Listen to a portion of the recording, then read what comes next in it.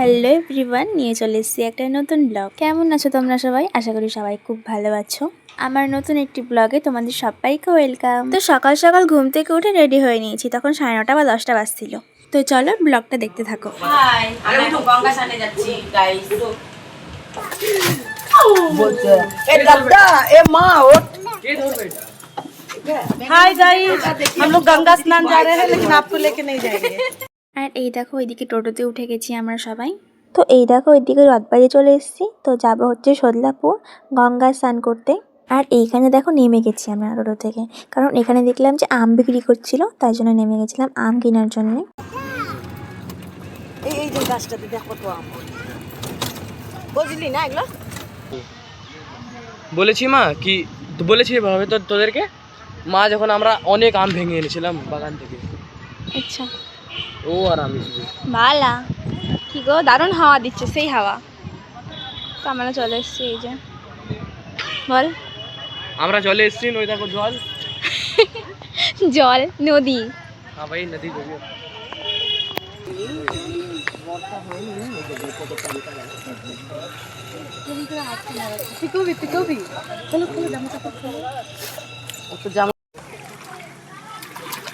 Shampoo और तो आने नहीं ना।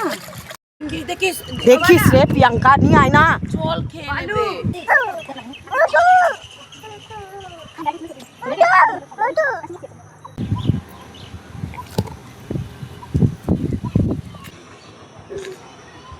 আয়না টান্না কোথায় আছে? একটু আন না, আসবে তো। কি আয়না আয়না কোথায় আছে? ওই তো ব্যাগ আছে, নিয়ে আয়, ওকে নিয়ে, ওকে নিয়ে যা। ঢের পাগলি है। আর তুই আছিস, আমি না, তুই পাগল। হ্যাঁ তুই ভাই বোন মিলে ঝগড়া করছিস। मजा सही आ गया। আমি এখন চুল ছেড়ে দিব, চুল ছেড়ে।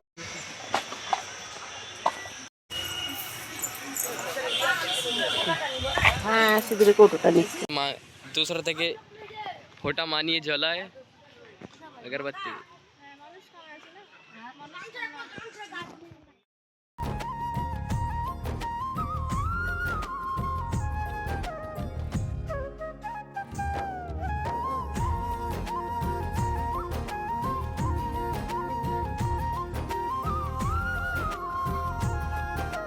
এখন চলে এসেছি হচ্ছে খেতে চলে এসেছি গাইস।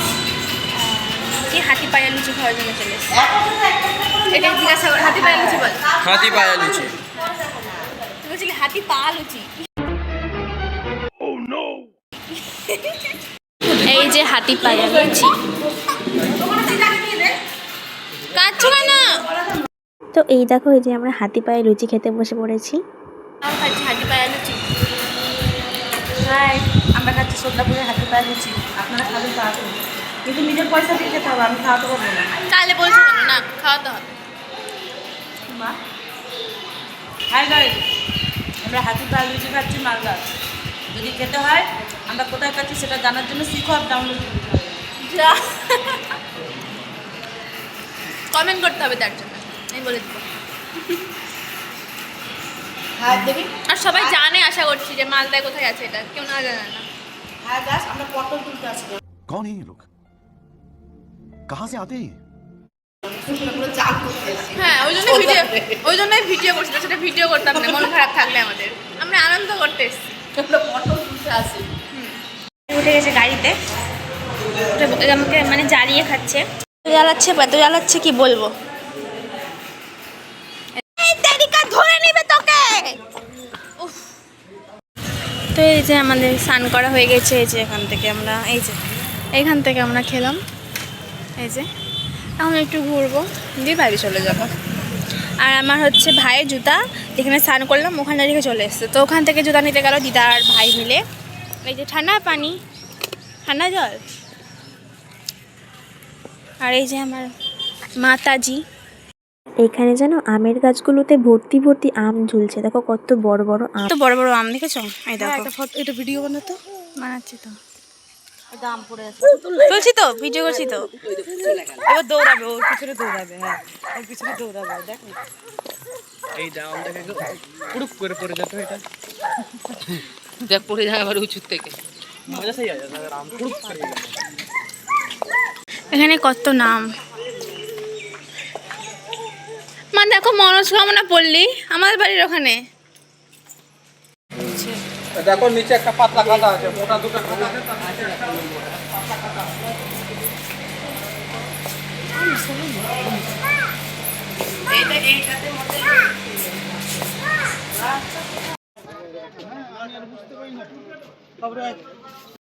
তো তারপরে এখানে একটু সবার মন খারাপ হয়ে গেছিলো, কারণ এখানে এসে সবাই একটু মন খারাপ করছিল।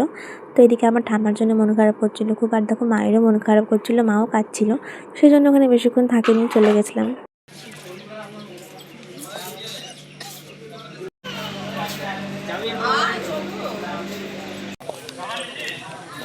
আমরা এখন হচ্ছে বাড়ি যাব।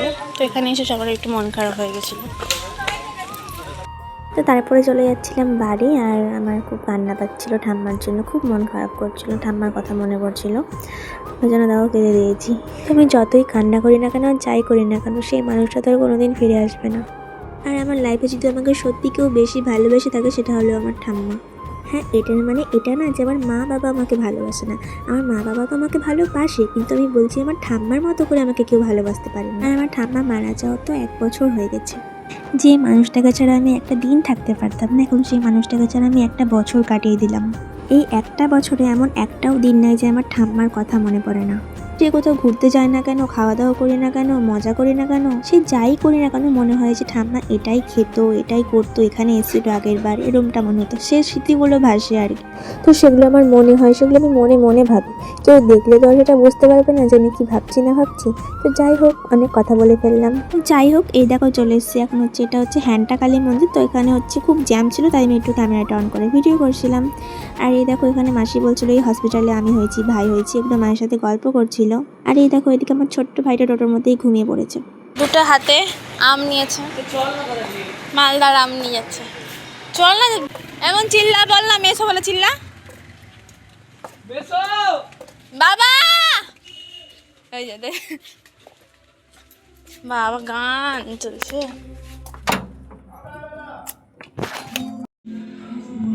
বাবা দুঃখের গান দিয়েছে। হামারি আধুরি কাহানি, হামারি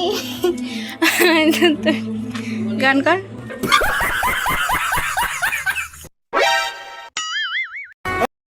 চলে এসেছি বাড়ি, আম নিয়ে চলে এসেছি অনেক ওখান থেকে। আম দেখা মানে পারিনি, কিনে এনেছি আমরা। প্রচুর আম ওখানে, আমাদের এখানে তো আম নাই, ওখানে প্রচুর আম দেখলাম। স্নান করে যে চুলও শুকিয়ে গেছে আমার আস্তে আস্তে, একটু একটু ভিজা আছে শুধু। আর প্রচুর গরম বাইরে, স্নান করার পরও গরম লাগছিল। ওই ঘরটা একটু গরম বলে মেয়ে ঘরে আসলাম, মেয়ে ঘরটা ঠান্ডা। একটু ফ্যান চালিয়ে বসি। অনেকদিন পর সমুদ্রপুর গেলাম, অনেকদিন পর বলতে গেছি ওই 1-2 বছর আগে গেছি। 1 বছর না, তার আগে 2 বছর হয়ে গেছে যাওয়া। তারপর তোমরা কে কে আম খাবে চলে আসো আমাদের বাড়িতে। তো চলো আজকের মতো ব্লগটা এই পর্যন্তই, নেক্সট ব্লগে দেখা হবে। সবাই খুব ভালো থেকো, বাই।